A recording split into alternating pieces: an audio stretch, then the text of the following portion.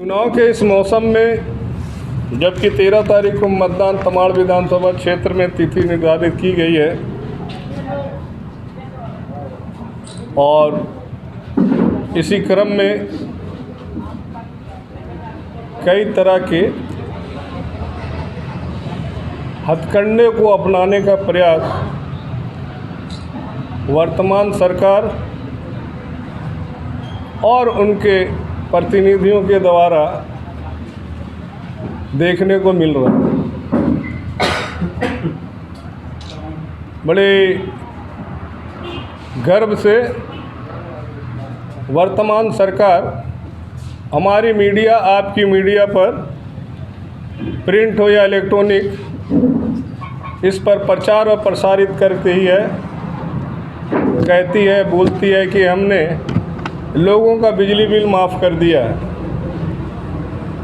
बिजली बिल आचार संहिता लगने के पूर्व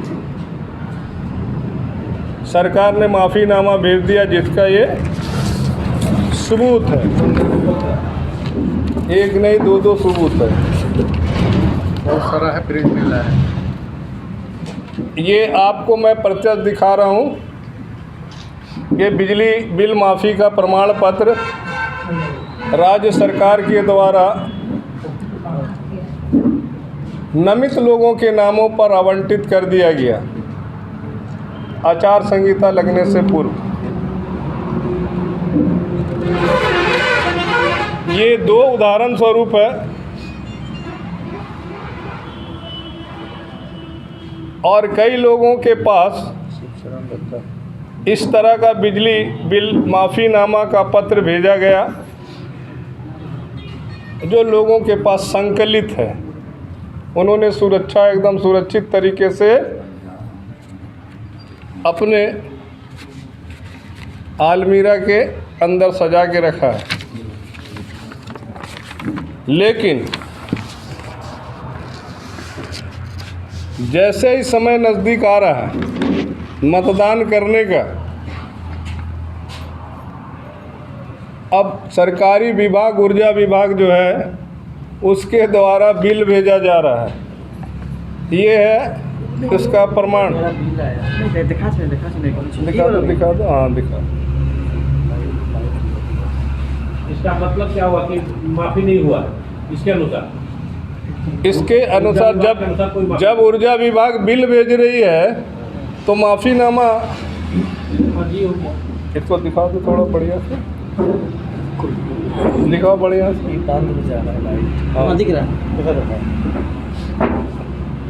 ये दोबारा जो माफ़ीनामा मिलने के बाद जिसको कि आपने प्रमाण पत्र दे दिया है, उसके बाद विभाग द्वारा, ऊर्जा विभाग द्वारा बिल भेजा जा रहा है कि आपके पास दिख रहा।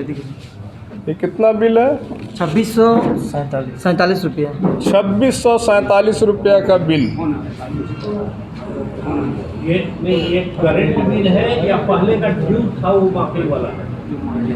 ये माफ़ीनामा के बाद भेजा जा रहा है, ये पहले का बिल है। पहले का बिल है। इसकी तारीख को भी आप देख सकते हैं, क्योंकि जो भी पत्र भेजा जाता है, पत्रांक और तारीख दोनों इसमें अंकित रहता है। अब मेरा ये कहना है कि आखिर ये माफ़ीनामा कर देने के बाद पुनः बिजली बिल भेजा जाना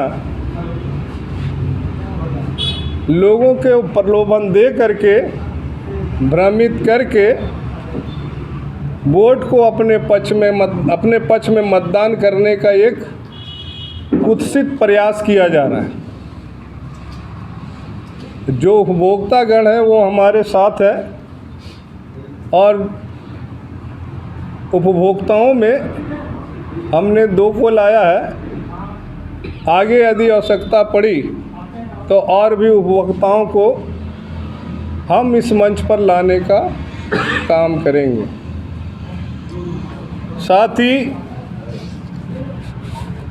मेरा कहना यह है, चुनाव आयोग से नम्र निवेदन है कि इस तरह की हरकतें सरकार के द्वारा सिर्फ तमाड़ विधानसभा में हो रहा है या राज्य के अन्य विधानसभा क्षेत्रों में भी किया जा रहा है, इसकी जानकारी कलेक्ट करने की आवश्यकता है।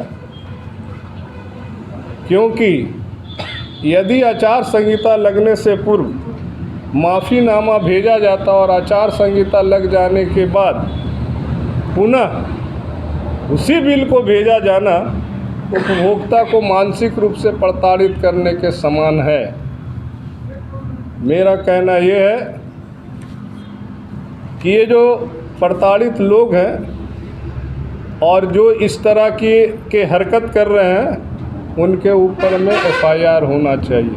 और सरकार को, खासकर अभी कार्यवाहक मुख्यमंत्री हमारे हेमंत सोरेन जी हैं, इस पर जवाब देना चाहिए। झारखंड मुक्ति मोर्चा का कार्यकारी अध्यक्ष है, इस नाते उसे पार्टी स्तर से जवाब देना चाहिए और जो भी विसंगतियां हैं या तो उसे दूर किया जाए या संबंधित पदाधिकारी विभाग के जो है उस पर मुकदमा चलाई जानी चाहिए। अब आगे मैं ये कहना चाहूँगा कि काफ़ी दिनों से मीडिया कर्मी पूर्व में हुए घटनाओं को लेकर के अपनी सुरक्षा की मांग करते रहे हैं।